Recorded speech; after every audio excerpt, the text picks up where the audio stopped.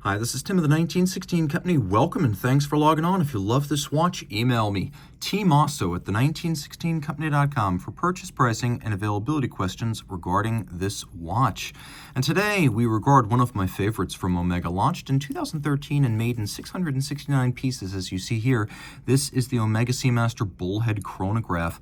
So the watch is a 2013 limited edition tribute to a manual wind bullhead chronograph that was made in 1969. That one was powered by the caliber 930. This one features the Omega 3113, which is based on the Frédéric Piguet 1285. So it has a little bit of Blancpain style horlogerie at heart. Now the watch is unusually shaped and it fits unusually, so let's just describe it thusly. In steel, it's 43 millimeters across. It is, absent crowns and pushers, 43.2 from end to end. It has conventional lugs, actually. It uses 22 millimeter straps on both sides, so you can use any 22 millimeter strap here. Depending on where you measure it, you can get two very different sizes, in fact, several different.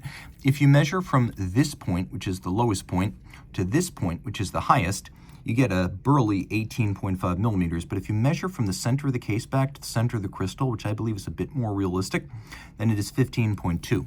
On my wrist, which is 16 centimeters in circumference, it wears nicely, and you can see that the watch is well inboard of the edges of my wrist, but I still think that even though it's not coming close to the edge, we're sort of at the limit of size here, where my wrist is probably the smallest that can wear this well, and that's solely because of its bulk and its presence. It looks very big. It's visually massive, and I do think even if the lugs are not over the edge of your wrist, which is a classical red line for collectors, the sheer size of it is so dominant that it will dwarf a smaller arm. So I think 16 centimeter circumference wrists and then up.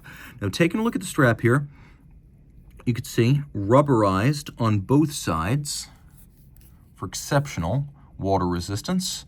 This rubber strap in combination with a steel case that's 150 meters water resistant. You can see a brand new Omega strap, no gouging, no crimping, brand new right here. And it's got that lovely red contrast stitch to match the red accents of the dial. We've also got a lovely folding clasp here. This is a well-known piece on Omega watches, so twin trigger release, so you have to press them both, can't pop open inadvertently, and then a little pin and two lobes that are designed to fix the strap. Once you size it down, fold it up, all the extra length goes underneath the strap. No need for minder loops or anything of the sort, so it's a very clean look, no extra length visible. Everything's tucked underneath the clasp body.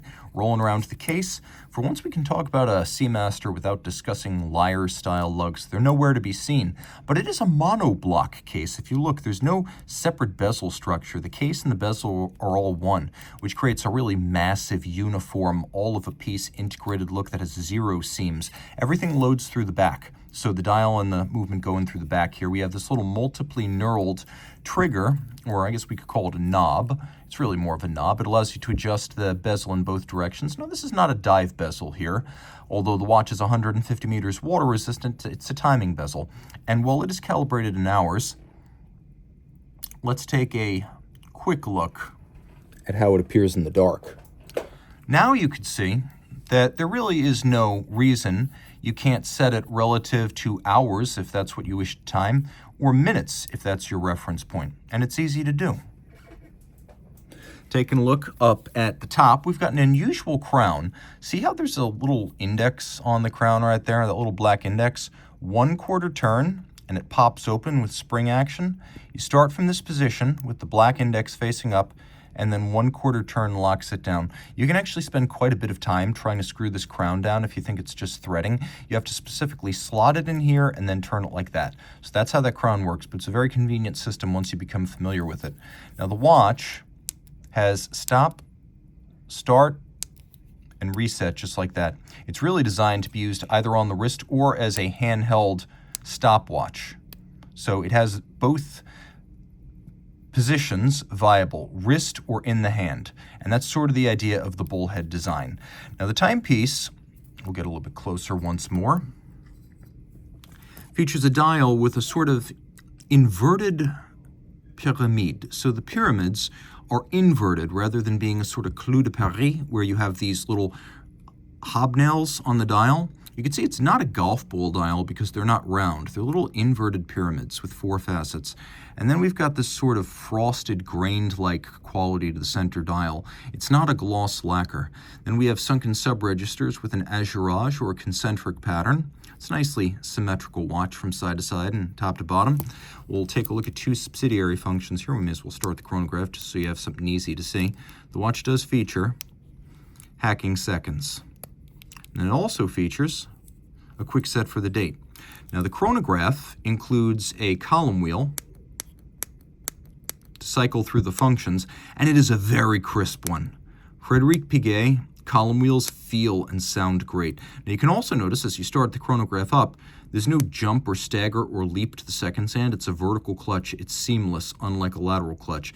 And because there's no additional wear and tear with it running, you can just leave it engaged if you like to have a full-time running chronograph on the dial. The timepiece features a Frédéric Piguet 1285 modified to Omega's requirements. So the 1285 is a bigger, tougher version of the fine, thin, but delicate 1185. Here it's doing business as Omega caliber 3113, automatic winding, 52-hour power reserve, column wheel, vertical clutch, 5-position adjustment, COSC certified Swiss chronometer movement, 25 pivot jewels. It features a free-sprung architecture for robust shock resistance, but also precise adjustment. And it is a coaxial, so it features George Daniels' most famous innovation, the coaxial escapement, which is direct impulse. It's not a Swiss lever. Swiss lever is strictly a direct impulse system, an indirect impulse system. It has a lever, an escape wheel, and then there's a roller table on the balance. With the coaxial, you have direct impulse directly of the roller jewel, but then you also have indirect via a lever. What's important is that both of these impulses involve sliding friction alternative tangential. Sliding friction is what you get with a Swiss lever. Tangential is an alternative that's more of a rolling action than a grinding slide. So this tangential friction improves power reserve, improves chronometry, and reduces maintenance requirements. And this is the latest tri-level version of it. This watch is packed with features, very unusual, and the alternative to the common Seamaster and Speedmaster for that model. Reach out to Team Mosso at the 1916company.com for purchase and pricing details.